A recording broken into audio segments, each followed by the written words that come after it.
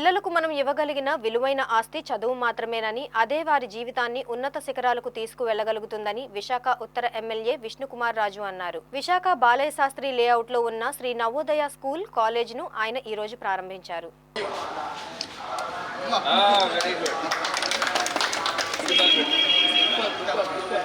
ఈ సందర్భంగా ఎమ్మెల్యే విష్ణుకుమార్ రాజు మాట్లాడుతూ నవోదయ విద్యా సంస్థలు ఉన్నతమైన ప్రమాణాలతో సమంజసమైన ఫీజులతో విద్యను అందిస్తున్నారన్నారు. శ్రీ నవోదయ విద్యా సంస్థ అందరి మన్ననలు అందుకుంటున్నాయని కొనియాడారు.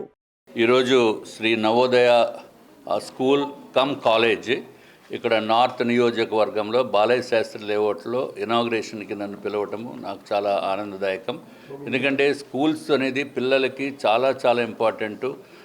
చిన్న పిల్లలకి నుంచి అంటే ఎల్కేజీ నుంచి 12th స్టాండర్డ్ వరకు ఇక్కడ విద్యాబుద్ధులు నేర్పేదానికి మంచి అవకాశం ఉంది.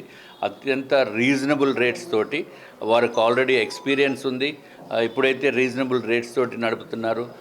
3 స్కూల్స్ 4 కాలేజెస్ కూడా మురళీ గారు అట్లాగే రాము గారు వారి ఆధ్వర్యంలో ఇవన్నీ కూడా రూపుదిద్దుకుంటున్నాయి. మనకి అందరికీ తెలుసు, జీవితంలో పిల్లలకి పర్మనెంట్గా ఉండేది, వారి జీవితాంతము ఉండేది చదువు. మనము పిల్లలకి డబ్బు ఇచ్చినా అది ఎంతకాలం ఉంటుందో తెలియదు.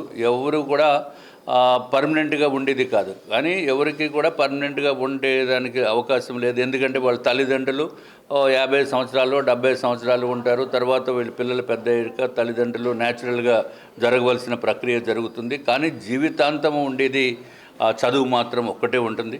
కాబట్టి పిల్లలు ఏదైతే ఇప్పుడు కొత్తగా చదువుకుని కొత్తగా జాయిన్ అయిన వాళ్ళకి మంచి విద్యని ఇచ్చే స్కూల్స్ నవోదయ శ్రీ నవోదయ స్కూల్స్ వారు చేస్తున్నారు.